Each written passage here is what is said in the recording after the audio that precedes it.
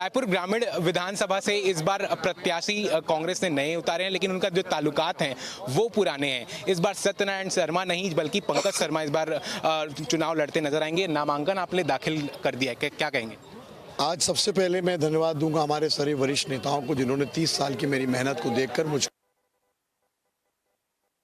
बनाया है। आज मैं अपने सारे साथियों के साथ उनके आशीर्वाद से और उनके साथ कंधे से कंधा मिलाकर इस मुकाम में पहुंचा हूं कि कांग्रेस ने मुझको अपना प्रत्याशी बनाया है। अगर वादों की बात की जाए तो आप इस बार किन वादों के साथ जो मैदान में उतर रहे हैं? देखिए, लक्ष्य साफ है। 15 साल के भाजपा के काल में भाजपा ने हमेशा रायपुर ग्रामीण क्षेत्र की उपेक्षा की। जैसे कि मैं आपको बता दूं, गिरगांव में आज भी पीने की पानी की समस्या बहुत विकराल है। माननीय मुख्यमंत्री जी ने 104 करोड़ रुपए की सौगात दी। आज जलवर्धन योजना का कार्य लगभग 90% पूरा हो चुका है। हमारा लक्ष्य है कि इस गर्मी में बिरगांव को टैंकर मुक्त बनाना है। 700 टैंकर पानी चलता है। उसी प्रकार से माना में पीने के पानी की समस्या है। माननीय मुख्यमंत्री ने 44 करोड़ रुपए दिए। अब कार्य उसका भी प्रगति पर है। 5 साल पहले तक एक भी कॉलेज रायपुर ग्रामीण क्षेत्र में नहीं था। बिल्कुल पंकज जी, लेकिन इन तमाम वादों के बीच अगर देखा जाए तो आरोप भी बहुत हैं और कहा यह भी जा रहा है कि प्रत्याशी इस बार नए हैं, सत्यनारायण शर्मा नहीं है, पंकज शर्मा है। तो क्या लगता है, जीत वही मिलेगी? ये तो आप रायपुर के जन से पूछ सकते हैं कि पंकज शर्मा का रिश्ता रायपुर ग्रामीण से नया है कि पुराना है। यहाँ के एक एक विकास कार्यों में लगातार संघर्ष करने की सीख जो आदरणीय सत्यनारायण शर्मा से दी। मैं 15 सालों से एक एक परिवार में सुख और दुख में लगातार सहभागी रहा। कोरोना काल में भी हमारे कांग्रेस के सभी आदरणीय साथियों ने हमारे सभी आदरणीयों की सेवा करने का काम दिखा। जीत निश्चित है, लेकिन लोगों का आशीर्वाद है। जीत देख सकते हैं आप कि उन्होंने साफ तौर पर कहा है कि जीत जो है वो निश्चित है और इस बार देखना यही होगा कि ग्रामीण विधानसभा से पंकज शर्मा आ रहे हैं। क्या होता है ये चुनाव के नतीजे ही बताएंगे। कैमरा पर्सन जयप्रकाश साहू के साथ अनंत शर्मा, इंडिया न्यूज, रायपुर। विधानसभा चुनाव 2023 के लिए रायपुर पश्चिम से पूर्व मंत्री राजेश मूणत ने अपना नामांकन दाखिल किया है और आप देख सकते हैं मेरे पीछे वो मौजूद हैं। नामांकन आज आपने दाखिल कर दिया है, कैसे देखते हैं आप इन सभी चीजों को?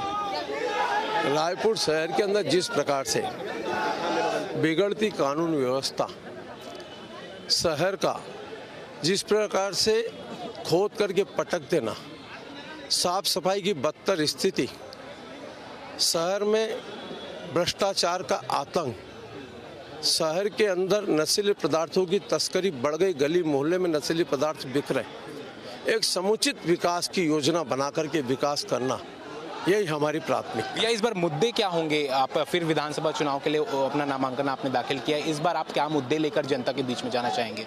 विकसित प्लानिंग के साथ में शहर का विकास करना, आम जनता के अनुरूप योजनाओं पर इम्प्लीमेंट करना। के वर्सेस मूणत हो रहा है और खुद विकास उपाध्याय ने आपको बधाई भी दी है, तो इस पर क्या कहेंगे आप जीत के लिए? छोटा भाई है और लगातार जो इस बार भी वही चुनाव होगा, वही इस बार फिर मुकाबला होगा, तो इस बार क्या लगता है आपको किसकी जीत होगी? जो होगा अच्छा होगा, अच्छे के लिए होगा। हम सिद्धांत और विचारों के आधार पर राजनीति कर रहे हैं, व्यक्ति पर राजनीति नहीं है। आपने देखा कि वही होगा जो होना चाहिए, ऐसा उन्होंने अपने पूरे बयान में कहा है। और देखिए 2023 में फिर इस बार विकास उपाध्याय और राजेश मूणत आमने सामने है। देखना होगा कि इस बार रायपुर पश्चिम की जनता किसे चुनती है। कैमरा पर्सन जयप्रकाश साहू के साथ अनंत शर्मा, इंडिया न्यूज, रायपुर। 2023 विधानसभा चुनाव के लिए एक बार फिर विकास उपाध्याय ने अपना नामांकन दाखिल कर दिया। हम इनसे बातचीत करेंगे। फिर एक बार 2018 की तरह फिर आप अब मैदान पे हैं और राजेश मूणत जी मैदान पर हैं। आपने नामांकन दाखिल कर दिया, क्या कहेंगे आप? देखिए, 2013 में भी मैं मैदान में था, 2018 में भी और 2023 में भी कांग्रेस पार्टी ने विश्वास करके मुझको प्रत्याशी बनाया। जनता के साथ रह के उनकी भलाई का काम किया है, उनके सेवक के रूप में उनकी सेवा करने का काम किया है। 5 साल से विधायक हूँ, उसके पहले विधायक नहीं, संघर्ष की लड़ाई लड़ रहे थे, जेल गए, लाठियाँ खाई, खून बहाया, तब पसीना बहाया, तब जाकर सत्ता में आए हैं। और सत्ता में आने के बाद इन 5 सालों में 2 साल कोरोना का ऐसा समय था जब ये भारतीय जनता पार्टी के लोग कंबल ओढ़कर घर में सो रहे थे, तब हम लोगों ने कोरोना के पेशेंट को, मरीज को गले लगाकर हॉस्पिटल में एडमिट कराया। इस बार क्या मुद्दे रहेंगे रायपुर पश्चिम? मुद्दा तो रोज कांग्रेस पार्टी रोज अलग अलग घोषणाओं के माध्यम से मुद्दा तो खत्म करने का काम कर रही है। रसोई गैस 500 रुपए में मिलेगा, आपके घर में जाके मम्मी से पूछेगा। अगर इंग्लिश मीडियम स्कूल के माध्यम से अपने मिशन कराने के लिए चिट्ठियां लिख रहे हैं, लेकिन भूपेश बघेल जी की कांग्रेस की सरकार खराब है।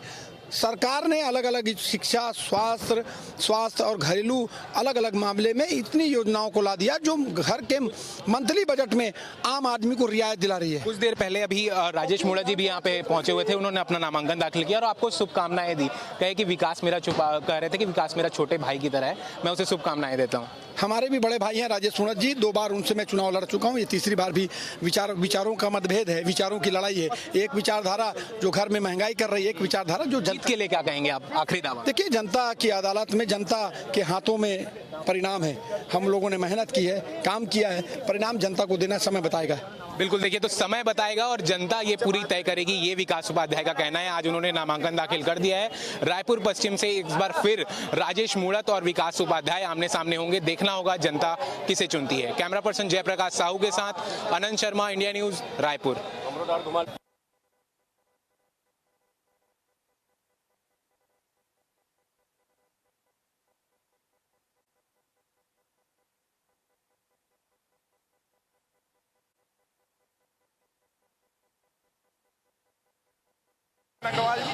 भैया रायपुर दक्षिण से एक बार फिर अजय विधायक बृजमोहन अग्रवाल ने अपना नामांकन दाखिल कर दिया है। इनसे बातचीत करेंगे। एक बार फिर आज आपने नामांकन दाखिल कर दिया है, एक नई चुनौती आज आपके सामने फिर है। चुनौती इस चीज की कि चुनौती कोई नहीं है, चुनौती हम ही अपने लिए है कि हमको अपने रिकॉर्ड को दोहराना है। अगर बात करें आपके अपोजिट प्रत्याशी की, महंत रामसुंदर दास जी की, कैसे देखते हैं आप उन्हें इस चुनाव में? वो तो चुनाव लड़ना ही नहीं चाहते। जो चुनाव नहीं लड़ना चाहता उसको जनता क्यों वोट देगी? इस बार मुद्दे क्या होंगे चुनाव के लिए? इस बार मुद्दे होंगे कांग्रेस का अन्याय, अत्याचार, लूटमार, भ्रष्टाचार, पीएससी घोटाला, नौजवानों के साथ में विश्वासघात, किसानों के साथ में विश्वासघात, महिलाओं के साथ में विश्वास होगा। ये आप जीत के लिए आप क्या कहेंगे? आज आपने नामांकन दाखिल कर दिया, क्या जीत फिर इस बार अजय विधायक के रूप में आप सामने आएंगे? अजय मैं नहीं हूँ, रायपुर शहर की जनता है और अजय जनता रहेगी। जनता को कोई हरा नहीं सकता। तो आपने देखा कि जनता को कोई हरा नहीं सकता और इस बार भी वो अजय विधायक के रूप में जब उन्होंने उनसे बातचीत की तो उन्होंने साफ कहा कि जनता अपना नतीजा तय करेगी। कैमरा पर्सन जयप्रकाश साहू के साथ अनंत शर्मा, इंडिया न्यूज।